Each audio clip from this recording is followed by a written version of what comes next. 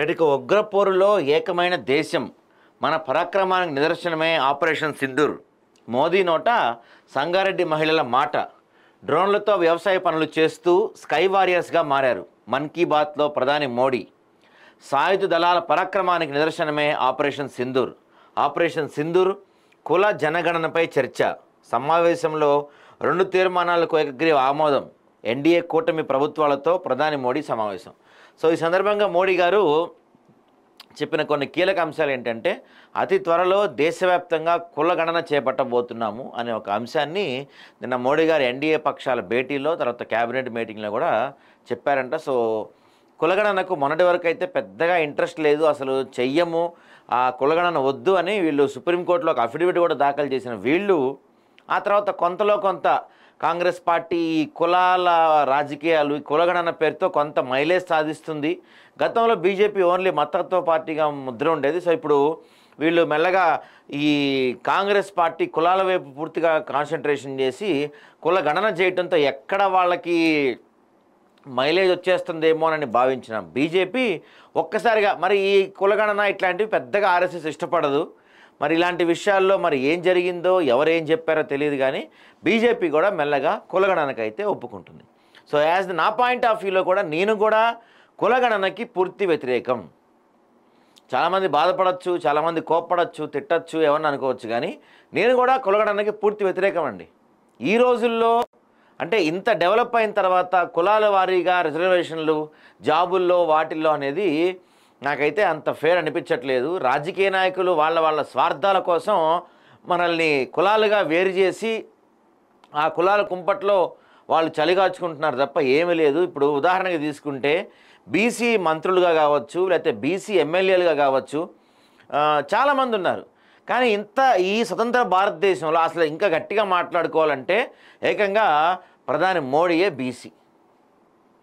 మరి ప్రధాని మోడీయే బీసీగా ఉన్నాడు, మరి బీసీలకు ఏమణిగిందా అంటే ఏముండదు.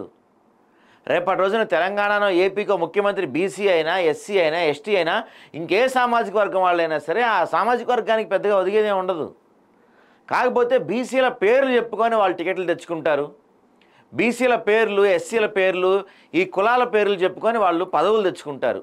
ముదిరాజుకో పదవి లేదు, లేకపోతే పలానా కమ్మోళ్ళకో పదవి లేదు, పలానా రెడ్లకి పదవులు లేవు, పలానా కాపులకు పదవులు లేవు అని క్యాస్ట్ల పేర్లు చెప్పి ఈ రాజకీయ నాయకులు ఓట్లు దండుకోవటానికి, లేకపోతే వాళ్ళ సీట్లకో లేకపోతే వాళ్ళ స్వప్రయోజనాలకు తప్ప నిజంగా ఈ క్యాస్ట్ రిజర్వేషన్స్ వల్ల అయితే నాకు తెలిసి పెద్ద ఉపయోగం ఏమి లేదు. ఎందుకంటే చదువు అందరికీ సమానంగా ఉన్నప్పుడు రిజర్వేషన్లు ఎందుకు కల్పించాలి? మొన్న మనం తెలంగాణలో కూడా ఎస్సీ ఎస్టీ రిజర్వేషన్ పెట్టినప్పుడు ఒక చాలా ఇంట్రెస్టింగ్ పాయింట్ దాంట్లో పెట్టారు. మన ప్రభుత్వాలు దానికి ఒప్పుకోలేదులే, కానీ ఆ ఇంట్రెస్టింగ్ పాయింట్ ఏంటంటే, ఇప్పుడు సపోజు నేను ఎస్సీ కోటాలో ఒక మంచి గవర్నమెంట్ ఉద్యోగం చేస్తున్నాను అనుకోండి. సో ఆ రిజర్వేషన్ ప్రకారం ఏంటయ్యా అంటే నా తర్వాత అంటే నాకు ఒక 20 ఏళ్ల దాకా ఇక రిజర్వేషన్ నాకు అమలు కాదు. అంటే నాకు తర్వాత నాకు పుట్టబోయే పిల్లలకు కానీ ఆ ఎస్సీ రిజర్వేషన్ అమలు కాదు అని చెప్పి ఒక ఇది యాడ్ చేద్దామని చెప్పి మొన్న చేశారు షమీమ్ అఖ్తర్ ఎస్సీ కమిషన్ వీళ్ళు ఇచ్చినప్పుడు. కానీ దాన్ని ప్రభుత్వం వద్దని చెప్పింది. ఎందుకు వద్దని చెప్పిందంటే వీళ్ళ స్వార్థ రాజకీయాల కోసం. నిజంగా చాలామంది ఈరోజు బీసీల్లో కావచ్చు, ఎస్సీల్లో కావచ్చు, ఎస్టీల్లో కావచ్చు, ఆఖరికి ఓసీల్లో కావచ్చు, అన్ని కులాల్లో బాగా సెటిల్ అయిన వాళ్ళు ఉన్నారు, బాగా పేదవాళ్ళు ఉన్నారు. చెప్పండి, ఓసీల్లో పేదవాళ్ళు లేరా? ఓసీల్లో పేదవాళ్ళు లేరా? ఓన్లీ బీసీల్లోనే వెనకబడిన వాళ్ళు ఉన్నారా అంటే అలా లేదు. పేదరికం ఎవరికైనా ఒకటే, ఆకలి ఎవరికైనా ఒకటే, ఉద్యోగం ఎవరికైనా ఒకటే, వాళ్ళు తాగే నీళ్ళు ఎవరికైనా ఒకటే. మొన్న కరోనా వచ్చినప్పుడు నువ్వు ఎస్సీయా, ఎస్టీయా, బీసీ అని అడగల కరోనా. మొన్న పాకిస్తాన్ టెర్రరిస్టులు ఇండియాలోకి వచ్చి ప్యాంట్లు ఇప్పదీసి చూసి కాలుస్తున్నప్పుడు కూడా ఎర్ర బాబు నువ్వు బీసీయా, ఎస్టీయా అని చూసి అడగలే వాళ్ళు. కేవలం కులాలను విడగొట్టి ప్రజల్ని కులాలుగా డివైడ్ చేసి చేయటానికి తప్ప గతంలో ఆ తెల్లోళ్ళు బ్రిటిష్ వాళ్ళు తీసుకొచ్చారు ఇది విభజించు పాలించు అని. మనల్ని మతాలుగా విభజించారు, ప్రాంతాలుగా విభజించారు, భాషలుగా విభజించారు నా కొడుకులు. గదే ఇప్పుడు వీళ్ళు చేస్తున్నారు. మనల్ని కేవలం వీళ్ళ స్వార్థ ప్రయోజనాల కోసం వాడుకుంటున్నారు. ఉదాహరణగా తీసుకుంటే మన ఏపీ తెలంగాణలో మెజారిటీగా రెడ్లే పరిపాలించారు. ముఖ్యమంత్రులు 90% ఆఫ్ ముఖ్యమంత్రులు రెడ్లే ఉన్నారు. అంత మాత్రాన్ని చెప్పి రెడ్లలో అందరూ ఇప్పుడు అసలు రెడ్లలో పేదవాళ్ళు లేరా? రెడ్లలో ఉద్యోగాలు లేక రోడ్ల మీద తిరిగేటవాళ్ళు లేరా? చాలామంది ఉన్నారు, చాలామంది ఉన్నారు. మరి టీడీపీలో చూసుకుంటే రెడ్ల తర్వాత ఎక్కువ కాలం పరిపాలించింది ఎవరంటే కమ్మోళ్ళు. తెలంగాణ ఈ మధ్య వచ్చింది కాబట్టి నేను ఉమ్మడి ఏపీ కలిపి చెప్తున్నానండి.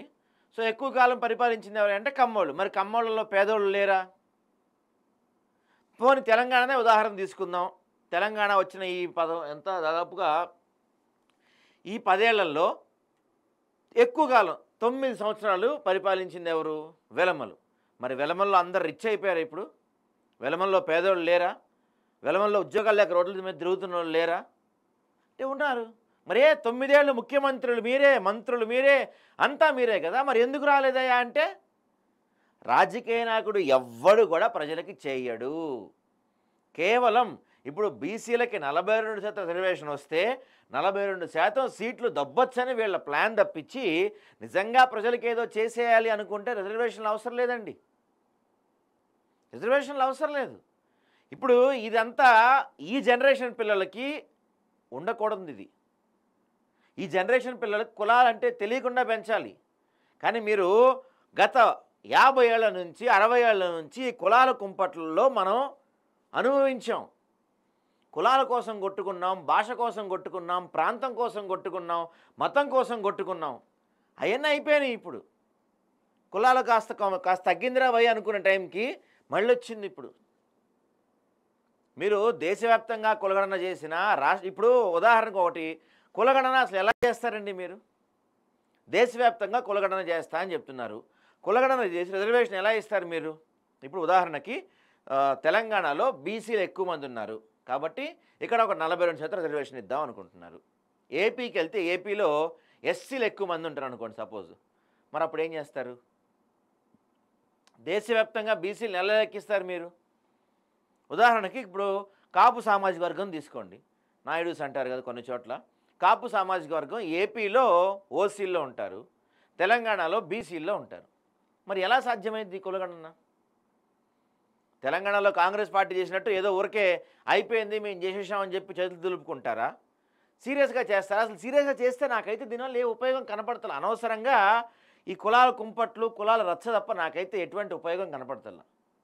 ఇంత టెక్నాలజీ డెవలప్ అయిన తర్వాత, ఇంత పోటీ ప్రపంచంలో ఈ రోజుకి కులాల కోసం కొట్టుకోవటం అంటే నేనైతే దీన్ని పూర్తిగా వ్యతిరేకిస్తున్నా. మన తెలంగాణలో జరిగినప్పుడు కూడా నేను వ్యతిరేకించా దీన్ని. రేపు దేశవ్యాప్తంగా జరిగినా కూడా నేనైతే వ్యతిరేకిస్తాను. ఎందుకంటే ఇప్పుడు పరిస్థితులు మారాయి. అన్ని సామాజిక వర్గాల్లో పేదోళ్ళు ఉన్నారు, అన్ని సామాజిక వర్గాల్లో బలిసిన వాళ్ళు ఉన్నారు. మెయిన్గా మిగతా విషయాల్లో మీ సావు మీరు చావండి, కానీ మీ రాజకీయాల్లో వాటిల్లో మీ సావు మీరు చావండి, కానీ విద్యలో మాత్రం దయచేసి ఈ కులాల కుంపట్లు రాజేయకండి. పిల్లలకి కులం అనే జాడ్యాన్ని ఎక్కించకండి. కులం అనే విషయాన్ని పిల్లల్లో నింపకండి. ఇప్పుడు వచ్చే మనం అంతా ఎలాగో ఆ కులాల కుంపట్లోనే బట్టి చచ్చాం. రాబోయే జనరేషన్ అయినా కులం తెలియకుండా పెంచండి. వేరే దేశాలు మనకన్నా ఎందుకురా బాగున్నాయి అంటే ఆ దేశాల్లో కులాలు ఉండవు. ఆ దేశాల్లో కులాలు ఉండవు. ఏదో జాతి వివక్ష అట్లాంటివి ఉంటాయి కానీ తెల్లోడు నల్లోడు అని ఉంటాయి కానీ ఆ దేశాల్లో కులాలు ఉండవు. అందుకే ఆ దేశాలు అంత ఫాస్ట్గా అప్డేట్ అవుతున్నాయి. ఆ దేశంలో ఉన్న కులాలు రెండు ఆడ మగ అంతే కథం. మన దగ్గర కులాలు నాయన 10,000 కులాలు ఉన్నాయి మన దగ్గర. అందుకే మనం అరే వాడు మన కులపడా వాడిని తీసుకొచ్చి వాడు కూర్చోబెట్టండి రా అంటున్నాం. ఇవన్నీ అనవసరం అండి, ఇవన్నీ అనవసరం. మీరు చాలామంది కోపం రావచ్చు ఈ అంశం పైన. నేనైతే ఈ కులగణనకి, కులాల ద్వారా వచ్చే రిజర్వేషన్లకి పూర్తి వ్యతిరేకం. దయచేసి కులాల కుంపట్లు రెచ్చగొట్టకండి మరోసారి.